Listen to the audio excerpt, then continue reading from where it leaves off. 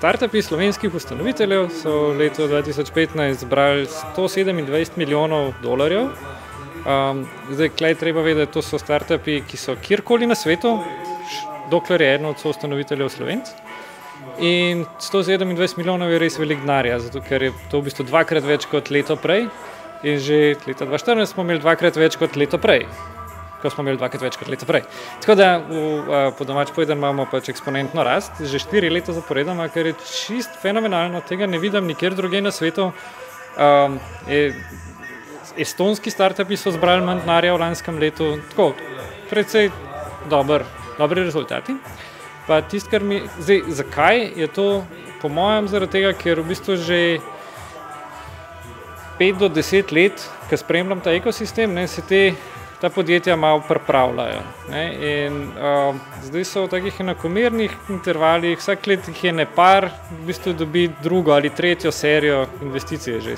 Serije so vsakič večje, če podjetja rastejo. Tako da, basically, firme, ki so 3 do 5 let nazaj se ustanovile, so letos raizale se nekaj 10 milijonov. Firme, ki so se 2 let nazaj ustanovile, bo 2016 raizale nekaj 10 milijonov in ker je podjetij bilo vedno več podjetij se ustanavljalo, bo to po naravi stvari rastejo še 5 do 10 let. Ne more biti drugače. Mi je pa všeč, da smo končno presegali eno magično številko 100 milijonov, ki bo mogoče bojo ljudje bolj pozorni. Veliko se govori o startupih, ampak še vedno je bilo to tako pač cute, tam eni ljudje delajo nekaj zanimivega, ampak ne vidi se še oprijemljivih rezultatov. To pa mislim, da v naslednjih parih letih se bo pa začelo res poznati na ekonomiji. Jaz mislim, da za zdrav ekosistem v Sloveniji, pa za spodbudo podjetnikom, inovatorjem, bi nam manjkalo par stvari, ki jih še ne vidim, da bi se dogajale. Recimo, stara industrija bi po naravi stvari morala, v resničnem svetu, stara industrije napredujejo tako, da kupujejo startupe z inovacijami, ne da sami imajo neke laboratorije ali pa še hujš, jih nimajo. Tako da me res preseneča, da v Sloveniji ne vidim, ker imamo uspešne proizvodnjo tega in onega, uspešne globalne igralce, da ne vidim lokalnih transakcij, da ne vidim, da bi te firme kupovale startupe v Sloveniji. Ni mi logično. To manjka. To se mora začeti dogajati, veš.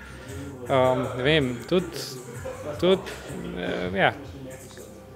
inovacije v financah se dogajajo v Sloveniji, pa grejo potem prodajati storitve v Afriko.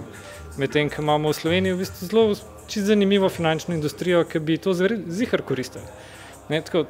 To me je hecam. Vloga države pa meni se, da država zelo veliko investira v zaveščanje, kar je super, zelo veliko odpirajo vrata podjetnikom, kar je super. Dal bi se verjetno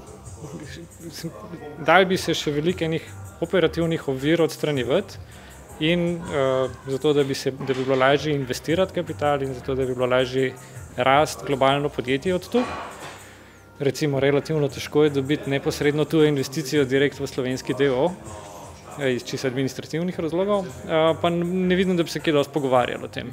Tako da tukaj bi lahko bilo več dialoga.